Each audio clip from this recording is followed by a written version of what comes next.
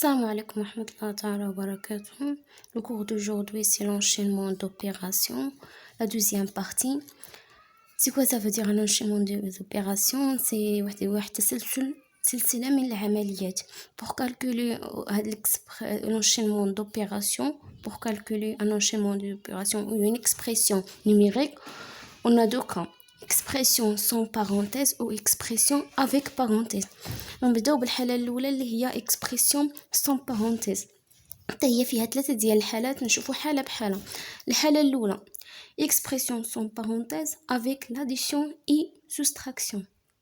C'est-à-dire une expression, pour calculer une expression sans parenthèse qui contient seulement l'addition et la soustraction, on effectue le calcul de la gauche vers la droite. Dans une expression sans parenthèse, contenant uniquement l'addition et des soustractions, on effectue le calcul de la gauche vers la droite. C'est quoi ça veut dire ça? Donc, نشوفوا l'exemple.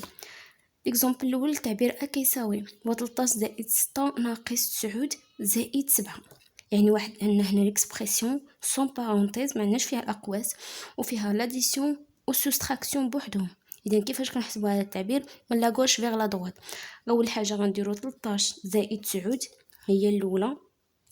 13 زائد 9 13 زائد 6 باردون 13 زائد 6 اللي هي 19. عاوتاني هاد 19 غنزيدو ليها 9 يعني 19 زائد ناقص 9 باردون 19 ناقص 9 عاد زائد 7. 19 ناقص 9 اللي هي 10 زائد 7 عاد تعطينا هي 17. يعني في الكالكول ديال واحد l'expression sans parenthèse contient l'addition et la soustraction كنكالكوليو من لا droite كنفيكتو لو calcul de la gauche vers la droite. الحالة الثانية expression sans parenthèse qui contient la multiplication et la division. Pour calculer une expression sans parenthèse contient uniquement des multiplications et des divisions, on effectue le calcul de la gauche vers la droite. يعني بحال الحالة الأولى فيها la multiplication ou division غنبداو الكالكول من la gauche vers la droite. نشوفوا هاد l'exemple. عندك التعبير بي كيساوي هو 36 مقسومة على 4 مضروبة في 5. أول حاجة غنديرو هاد التعبير عددي بدون أقواس وكيتضمن الديفيزيون والملتيبليكاسيون. اذا غنفيكتيو الكالكول من لا غوش فيغ لا دوات. اول حاجه هي 36 مقسومه على 4. 36 مقسومه على 4 اللي هي 9 غنضربوها في 5 وثاني 9 نضربوها في 5 عطيك 45. يعني حتى حاجه ما زايده من لا غوش فيغ لا دوات لا فيها لاديسيون والسوستراكسيون وحتى في الحاله فاش كتكون الملتيبليكاسيون والديفيزيون. الحالة الأخرى في هاد expression sans parenthèse هي الحالة فاش كيكونوا مجموعين يعني l'addition, soustraction, multiplication ou division. Dans une expression sans parenthèse contient des addition, soustraction, multiplication et division, on effectue d'abord les multiplications et les divisions. يعني هنا ماشي بحال جوج الحالات الاولين. غنبداو اول حاجه فاش كتكون واحد السلسله من عمليه فيها الجمع والطرح والضرب والقسمة كنبداو اول حاجه بالضرب والقسم. من بعد عاد كنديروا لاديسيون والسوستراكسيون. نشوفوا هذا المثال اللي تحت.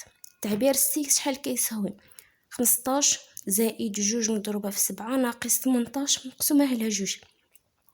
هاد التعبير عددي فيه زائد فيه الضرب فيه ناقص فيه القسمه. قلنا هنا بلي فاش كيكون واحد التعبير عددي فيه العمليات الضرب وناقص والقسمه والجمع كنبداو بالملتيبليكاسيون والديفيزيون. يعني باش غنبداو هنا هي 2 مضروبه في 7 هما الاولين اللي غنحسبوا مع 18 مقسومه على 9 غنخليو 15 كما هي. 15 كنخليوها كما هي حيت زائد هي اللي عندها. من بعد غنديرو 2 مضروبه في 7 اللي هي 14. ثاني حاجه ناقص 8 18 مقسومه على 2 18 مقسومه على 2 هي 9. دابا عندنا واحد ليكسبرسيون سون بارونتيز اللي فيها لاديسيون والسوستراكسيون. اذا نبداو من لا غوش فيغ لا دوات. دابا فاش حيدنا الملتيبليكاسيون والديفيزيون كنديروا لاديسيون والسوستراكسيون. حيت ما كانش خصنا نبداو من لا غوش فيغ لا دوات، لا هنا كنبداو اول حاجه بالضرب والقسم. من بعد عاد كنديروا زائد وناقص. هنا 15 زائد 14 اللي هي 29، 29 ناقص 9 اللي هي 20. سالينا مع الحالة اكسبرسيون سون بارونتيز اللي فيها 3 ديال الحالات حتى هي، وجوج من لاغوش فيغ لا دغوات وحده بوحدها فاش كيكون مجموعين لاديسيون والسوستراكسيون والملتيبليكاسيون والديفيزيون كنسبقوا بالملتيبليكاسيون والديفيزيون من بعد عاد لاديسيون والسوستراكسيون، وهادشي شفنا في الامثله اللي دازو.